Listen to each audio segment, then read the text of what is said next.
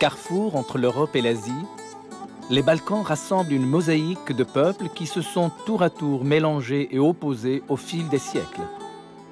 Depuis la conquête de la péninsule par les Turcs ottomans jusqu'à la Yougoslavie socialiste, en passant par l'Empire austro-hongrois, les peuples des Balkans, terme d'origine turque qui signifie montagne, vont donner naissance à des entités étatiques différentes par la langue, la culture et la religion, mais tous unis par le destin.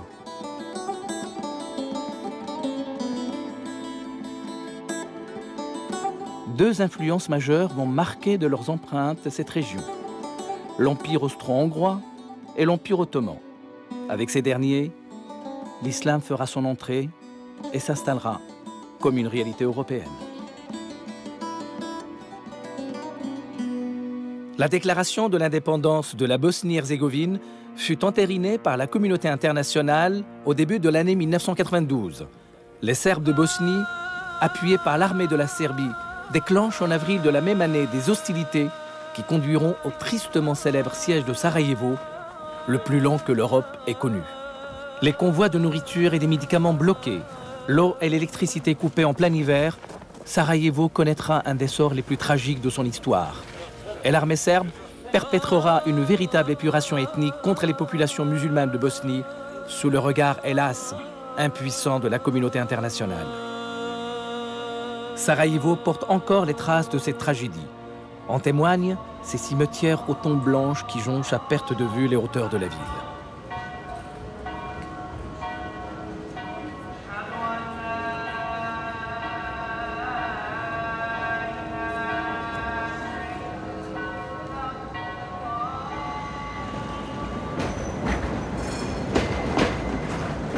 Aujourd'hui, sans oublier leur passé tragique, les Bosniens ouvrent une nouvelle page de leur histoire. De son passé riche, au contact de la civilisation ottomane, Sarajevo, ville multiculturelle, appelée aussi la Jérusalem de l'Europe, garde intacte sa mémoire à travers les monuments qui ont forgé son identité musulmane et sa personnalité multiconfessionnelle.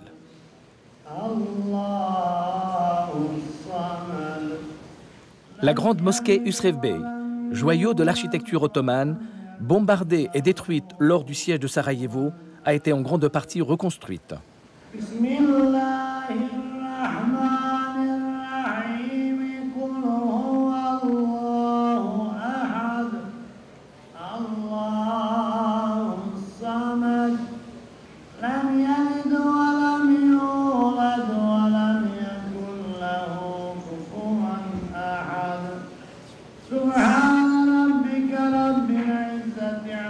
La médersa de Sarajevo, la plus ancienne des Balkans, construite en 1537, a formé des générations de savants et de théologiens venus des quatre coins du monde. Son directeur, Ziad Lijevaković, nous fait part de sa vision du présent et de l'avenir. Nous étudions le christianisme de la même manière que l'Église catholique l'enseigne. Nous ne donnons pas notre interprétation du christianisme. C'est pareil avec l'étude de la religion orthodoxe, de la religion bouddhiste ou de la religion brahmanique ou d'autres religions que nous enseignons. Nous essayons d'apprendre à nos élèves à regarder le monde avec des yeux ouverts. Nous leur apprenons à ne pas regarder le monde d'un même regard unidimensionnel et à ne pas uniquement se regarder eux-mêmes. Il faut qu'ils sachent ce qu'ils sont, mais il faut aussi qu'ils voient ce qui les entoure, qu'ils apprennent à le comprendre et qu'ils essayent de chercher les liens qui les rattachent aux autres. Je pense que le devoir de chaque homme sur la Terre est de chercher ce qui le relie aux autres et non pas de chercher ce qui le sépare des autres. Nous sommes l'espèce humaine. Nous avons beaucoup de choses en commun. Nous vivons les uns avec les autres. Nous ne pouvons pas vivre les uns sans les autres. Regardez le monde.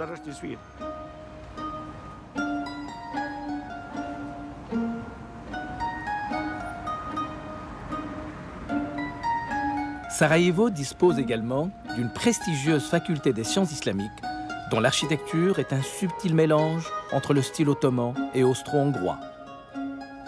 Sa vocation est de former des cadres religieux de haut niveau en phase avec leur époque.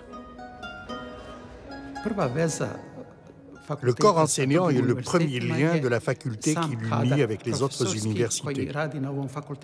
Nos professeurs ont obtenu leur master et leur doctorat dans le monde entier, dans des pays musulmans, au Caire, à Bagdad, à Riyad, à Kuala Lumpur, mais aussi à Belgrade, Zagreb, Chicago, Madrid et dans d'autres universités du monde. Deux de nos collègues ont passé leur séminaire d'études à l'Institut catholique de Paris.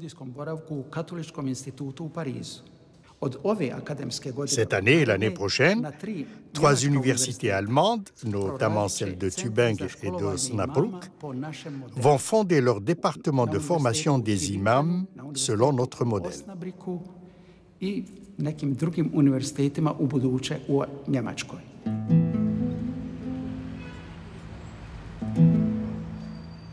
Autre lieu de l'histoire de la Bosnie-Herzégovine, le Musée national. Fondé en 1888 et bombardé pendant le siège de Sarajevo, il recèle des trésors, dont un exemplaire du Coran datant du XVIIIe siècle et la célèbre Haggadah de Sarajevo, un manuscrit juif qui date du XIVe siècle. Il y a des détails dans le contenu de la Haggadah qui suggèrent qu'elle est issue d'une collaboration entre un artiste musulman, celui qui l'a réalisé, et un juif, celui qui l'a commandé. Si la Haggadah est considérée aujourd'hui comme l'un des plus précieux manuscrits écrits en hébreu, c'est parce qu'avec les indications chronologiques qu'elle donne, elle suit parfaitement les événements historiques en Europe. Pendant la Seconde Guerre mondiale, dès le premier jour du siège de la ville, des officiers allemands sont venus et ont exigé qu'on leur remette le livre. Le directeur du musée de l'époque, Jozo Petrović, et le conservateur Derviš Korkut ont sauvé la Haggadah en disant que le précieux livre n'était plus là et qu'un autre officier allemand l'avait déjà pris. Après cela, Derviš Korkut confia le livre à un ami paysan. À son tour, le paysan cacha le précieux livre sous le seuil d'une mosquée à Bjelanica, près de Sarajevo, où il demeura caché durant toute la Seconde Guerre mondiale. Et à la fin de la guerre, le paysan rendit la Haggadah au Musée national de Sarajevo. Laylat al-Qadr, la nuit du destin, est célébrée par tous les musulmans en cette nuit du 26e au 27e jour du Ramadan. Le Coran la place au rang des nuits sacrées et vénérées. Dans la grande mosquée de Sarajevo, le déroulement de la cérémonie dénote une particularité de la pratique musulmane en Bosnie-Herzégovine.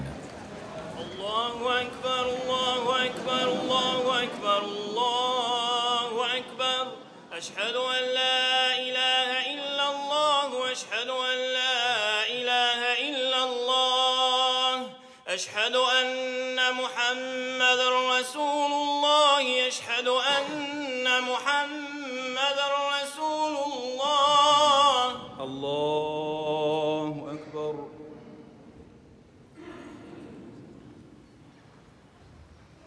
الحمد لله رب العالمين الرحمن الرحيم مالك يوم الدين إياك نعبد وإياك نستعين اهدنا الصراط المستقيم صراط الذين أنعمت عليهم غير المغضوب عليهم ولا الضالين.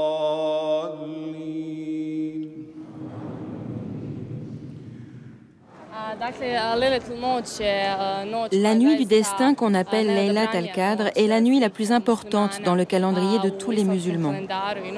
C'est la nuit où tout le monde prie, où tout le monde s'adresse à Dieu. C'est la nuit où le ciel et la terre sont unis. Ce qui s'est vraiment passé, c'est qu'au cours de cette nuit, le Coran a été révélé et est descendu sur terre. C'est à partir de ce moment-là que l'histoire de l'islam a commencé. Kreće sva priča o islamu. Allah, Allah, Allah, Allah, Allah, Allahu. U sredini semane rasu tesbih treperavi. Zikrili smo i učili držeći se za svod plavi. Allah, Allah, Allah, Allah, Allah, Allah, Mevlahu.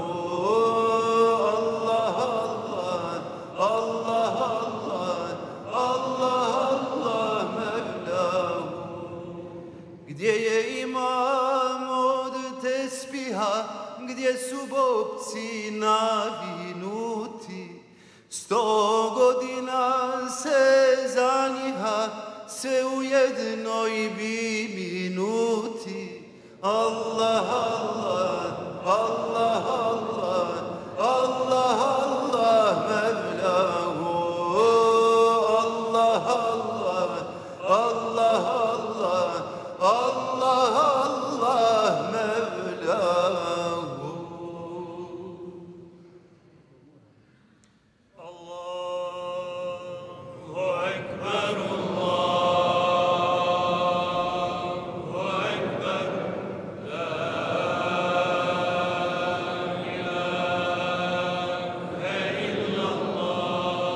Comme le veut la tradition en Bosnie-Herzégovine, c'est le grand moufti de la République qui préside cette cérémonie religieuse et invite les fidèles à une séance de doua, des invocations, en arabe et en bosnien.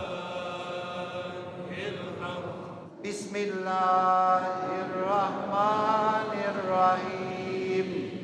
Inna anzalnahu fi laylatil qadr. وما أدراك ما ليلة القدر ليلة القدر خير من 1000 شهر تنزل الملائكة والروح فيها بإذن ربهم من كل أمر سلام هي حتى مطلع الفجر بسم الله الرحمن الرحيم رب يسر ولا تؤثر رب تمم بالخير آمين. Ce sentiment ne s'explique pas. Je me sens magnifiquement bien dans cette nuit de Laylat al-Qadr. Le grand moufti a dit que c'est la nuit qui vaut plus que 1000 mois.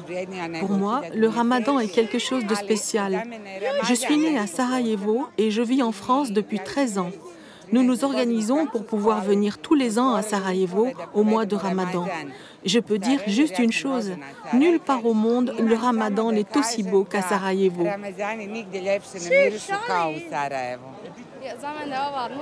Pour moi, cette nuit est une nuit spéciale. Le ciel s'ouvre, Dieu exécute tous nos souhaits. Je suis d'Allemagne et je suis venue en Bosnie pour passer le Ramadan et l'Aïd avec ma famille. Pour moi, c'est la nuit la plus importante de l'année. C'est quelque chose de magnifique. Magnifique. C'est la plus belle des nuits. Bien sûr que je suis fier. C'est notre plus belle mosquée. Elle a été rénovée et même si tout n'est pas terminé, tout est bien fait. Laylat al-Qadr a toujours été la plus belle nuit, la nuit où tout Sarajevo se rassemble. Chaque année, il y a de plus en plus de gens qui viennent ici. J'habite à côté et j'ai vu nos frères musulmans de Dubrovnik en Croatie venir ici en bus pour assister à la 27e nuit. Chaque prière d'un musulman ou d'une musulmane est unique, car c'est un sentiment qu'on ne peut pas expliquer avec des mots, étant donné qu'on est concentré sur notre prière adressée à Dieu. Vous vous sentez merveilleusement bien, vous ne pensez pas aux problèmes, tout est plus facile et vous ne pensez qu'aux belles choses. De manière générale, après chaque prière, on se sent bien. Et surtout, après la prière de Laylat al-Qadr. Mostar, ville dont le nom retentit encore en souvenir du martyr de cette cité, durement touchée par la guerre. Célèbre par son pont construit en 1566 par l'architecte ottoman Ajruddin, cette ville est connue pour l'érudition de ses habitants et la douceur de leur caractère. Mostar est une vieille ville. C'était le siège et le centre économique, politique, culturel, religieux et éducatif, non seulement de l'Empire ottoman, mais également de l'Empire austro-hongrois. L'influence de Mostar a traversé les différentes époques, de la période du royaume de Yougoslavie à l'époque de la République fédérale yougoslave, en passant par le communisme. Pour vous illustrer l'importance de Mostar, je vais vous dire ce qu'on raconte ici. Quand tu es à Sarajevo, ne dis pas que tu es riche, on trouvera au moins un plus riche que toi. Quand tu es à Banja Luka, ne chante pas, il y aura au moins un qui chantera mieux que toi. Quand tu es à Livno, ne monte pas sur le cheval, car on trouvera un qui monte à cheval mieux que toi. Quand tu es à Mostar, ne dis pas que tu es savant, il y en aura au moins un qui est plus savant que toi. À travers son histoire, Mostar a toujours été le centre des gens savants, le lieu où les gens savants venaient pour étudier les sciences, indépendamment de leur religion.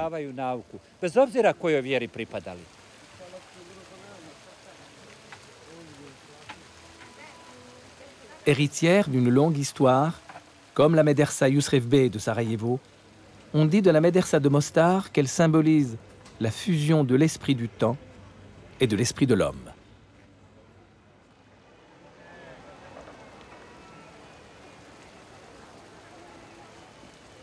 Il y a quelque temps, nous avons célébré les 600 ans de la présence de l'islam ici à Mostar.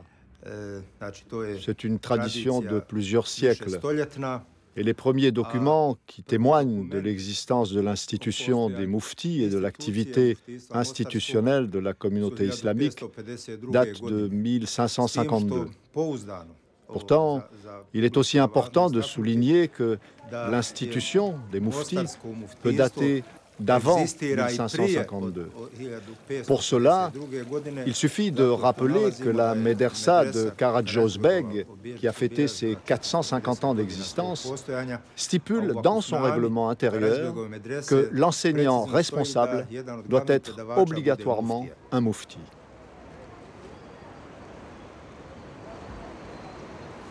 C'est à Blagaï, sur le bord de la rivière Buna, que Hassan Eminovitch, spécialiste de l'histoire de la région, nous raconte l'histoire des lieux.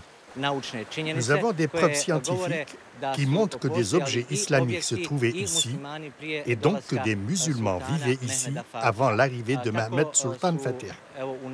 Dans les dernières recherches historiques, on a trouvé des éléments qui démontrent que l'on a de nombreux lieux de confréries construits avant l'arrivée des Ottomans dans nos régions. On sait aussi que le premier lieu de confrérie, donc les premiers musulmans, se trouvait à Bileća en 1386, 3 ans avant la bataille de Kosovo-Polje. C'est à cet endroit qu'un peu plus tard a été construite la Zaouïa. C'est au bord de la rivière de Buna que se trouve la Tekkia des Naqshbandis, un morceau de paradis sur terre, comme disait un derviche soufi. À l'époque des Ottomans, une des confréries les plus répandues était la confrérie de la Khalwatiya. La plupart des tekkiyas et des zaouïas de l'époque appartenaient à cette confrérie. À sa construction, cette tekkia appartenait elle aussi à la confrérie de la Khalwatiya. Un peu plus tard, au XIXe siècle, elle devint la maison de la confrérie Qadiriya. Par la suite, cette tekkia basculera dans la confrérie Naqshbandiya. Elle y demeure jusqu'à aujourd'hui. Ici, nous pratiquons le dhikr de la Naqshbandiya. Mais ce lieu est ouvert à tous les derviches et à toute personne désirant psalmodier le nom de Dieu. Sari Saltik Dede était le derviche de l'ordre des Bektashi. Il est arrivé ici 200 ans avant le sultan Fatih. Il est entré en contact avec la population locale et avec le gouverneur de l'époque. Ces contacts avec la population locale étaient, dans la plupart des cas, les premiers contacts des Balkans avec l'islam. Juste avant son décès, il avait ordonné qu'on prépare 7 cercueils et qu'on les mette dans 7 différents endroits. Nous savons où se trouvent 4 de ces 7 cercueils, mais nous ne savons pas où sont les 3 autres. ni même dans lequel de ces cercueils se trouve sa dépouille. Par ce procédé, Sari Saltik Dede cherchait à renforcer et à maintenir la relation qu'il a eue avec la population locale. Bismillahirrahmanirrahim. Kaf ha ya ayn sad. Dhikru rahmati rabbika abdahu Zakariya. إذ نادى ربه نداء خفيا.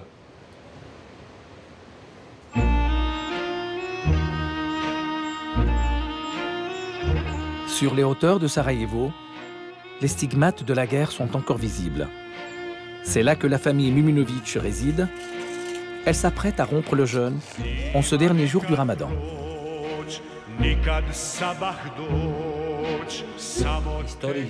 C'est un fait historique. La Bosnie-Herzégovine est un pays multiethnique. Ici, nous devons vivre ensemble, sinon nous devons faire la guerre. La guerre n'a jamais rien apporté de bien. Nous n'avons pas le choix, nous devons vivre ensemble, nous devons cohabiter afin de survivre. C'est notre destin. Nous vivons ensemble dans un petit pays, sur un petit territoire, et nous n'avons pas d'autre choix. C'est la première fois depuis au moins 15 ans que je suis complètement libre de toutes les contraintes de ce monde, surtout de celles liées au travail. C'est la première fois que je passe le Ramadan entier avec ma famille. Pour cela, je remercie Dieu. C'est arrivé par hasard. Je ne regrette pas du tout d'avoir passé le Ramadan entier avec ma famille à la maison, sans aucune pression venant de ce monde qui peut nous détourner de la vraie valeur du Ramadan.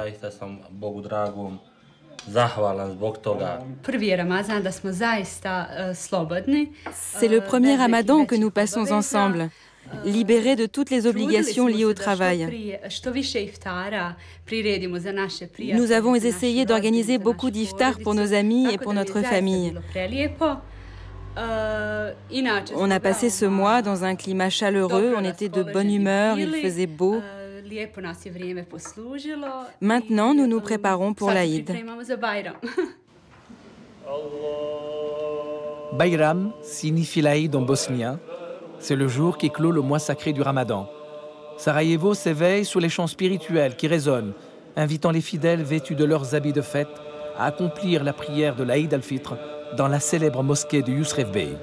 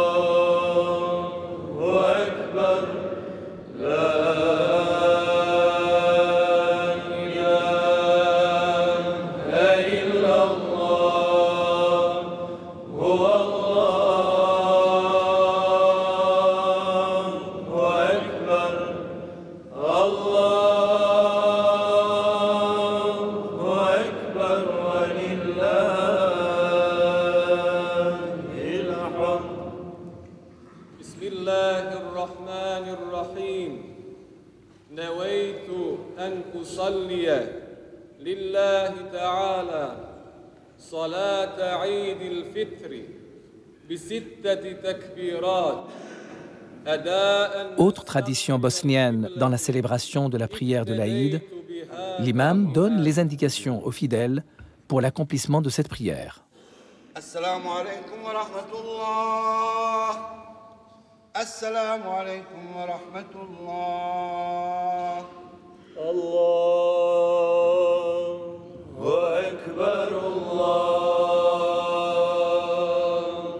akbar. La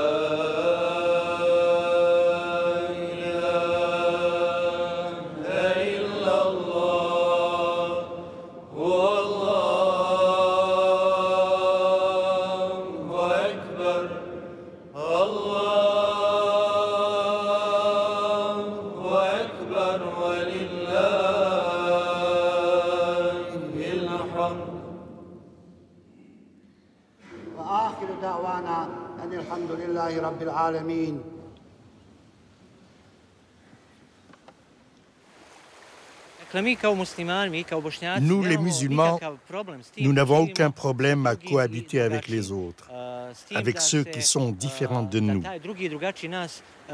si les autres nous respectent, bien entendu. Nous savons que le territoire de l'Europe a toujours été multinational ou multiconfessionnel. Cela repose dans l'essence même de notre être. Cela repose dans l'essence de notre identité. Nous souhaitons vivre avec les autres, avec ceux qui sont différents de nous, pour échanger des expériences scientifiques et des expériences religieuses. Et c'est justement le fait d'être comme cela qui a posé problème à ceux qui souhaitent donner une seule couleur à un territoire universel. Nous n'avons aucun dilemme quand il s'agit de cohabiter avec l'autre. Néanmoins, l'histoire a joué avec notre destin et un horrible génocide a été commis en Bosnie-Herzégovine. Mais grâce à notre foi en Dieu, nous réussissons à trouver la force. Nous trouvons les motivations pour retourner à l'essence même de notre existence et nous vivons avec l'autre et avec sa différence.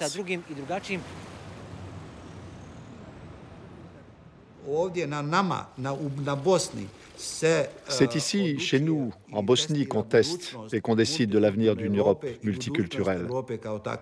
La Première Guerre mondiale n'a pas commencé à Paris. Elle a débuté à Sarajevo en 1914. Le XXe siècle a démarré avec la guerre à Sarajevo et il s'est terminé avec la guerre à Sarajevo. Nous voulons un XXIe siècle sans guerre. Nous voulons la paix. Que la paix soit à Sarajevo. Que Sarajevo soit effectivement la Jérusalem de l'Europe. Nous voulons entendre les cloches de l'église et la voix du muezzin. Et que tous les gens de bonne volonté cohabitent à Sarajevo pendant que la rivière Biljacka coule paisiblement.